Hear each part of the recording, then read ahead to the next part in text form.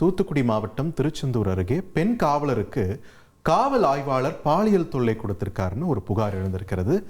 தட்டி கேட்க வந்த பெண்ணின் கணவர் நெஞ்சில் துப்பாக்கியை வச்சு சுட்டுடுவேன் அவர் மிரட்டல் விடுத்ததாகவும் குற்றச்சாட்டு எழுந்திருக்கு.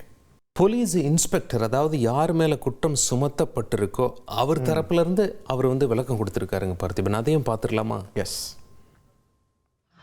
எல்லாருக்கும் வணக்கம். நான் திலீபன். ஸோ என்னுடைய நிலைப்பாடை நான் சொல்கிறதுக்காக தான் என்னுடைய இன்ஸ்டாகிராம் எடுத்திருக்கிறேன். ஸோ அதிகாரிகள் யாரும் வருத்தப்பட வேண்டாம். ஸோ இப்போது பாலியல் புகார் வன்கொடுமை அப்படின்றத விட பாலியல் புகார்னு சொல்லியிருக்கிறாங்க. பர்டிகுலராக என்னுடைய ஸ்டேஷனில் ஒரு 6-7 பொம்பளை பிள்ளைங்க இருக்கிறாங்க. நல்லா வேலை பார்க்கக்கூடியவங்க மட்டும்தான் இருக்கிறாங்க.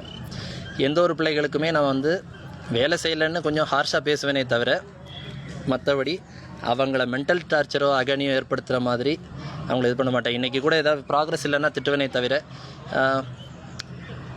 மறுநாளே சரி ஒன்றும் இல்லை பாப்பா பார்த்துக்கலாம் அப்படி பேசக்கூடிய டைப். என் பிள்ளைங்கன்னு சொல்லி தான் பேசுவேன். இது என்னுடைய ரோல் காலில் என்னுடைய ஸ்டேஷனில் இருக்கக்கூடிய 66 போலீஸை கேட்டாலும் தெரியும். நான் ஒவ்வொரு பொம்பளை பிள்ளைங்களும் என் பிள்ளைங்கன்னு சொல்லுவேன். என்னை விட வயசு அதிகமாக இருக்கிற பொம்பளை போலீஸே அது என் பிள்ளை அப்படின்னு தான் நான் சொல்லுவேன். ஸோ இந்த மாதிரி ஒரு புகார் என் மேலே வந்திருக்காது அப்படின்றத நான் 100% நம்புகிறேன்.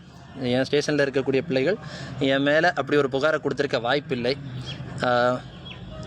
அப்படி கொடுத்துருந்தாலும் தமிழ்நாடு காவல்துறையில் CUG நம்பரில் எனக்கு தெரிஞ்சு வாட்ஸ்அப் வச்சுட்ருக்கிறது ஒரு சிலரில் நானும் ஒருத்தன்.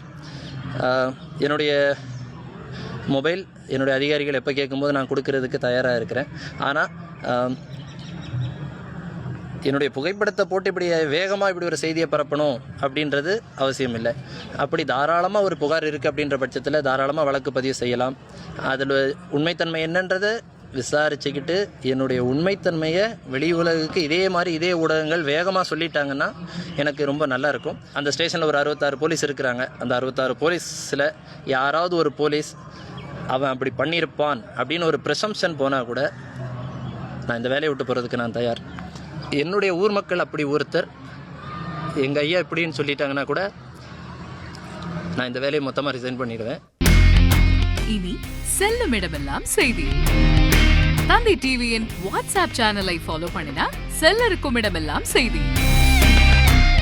இதோ QR கோட் இப்பவே ஸ்கேன் பண்ணுங்க, ஃபாலோ பண்ணுங்க.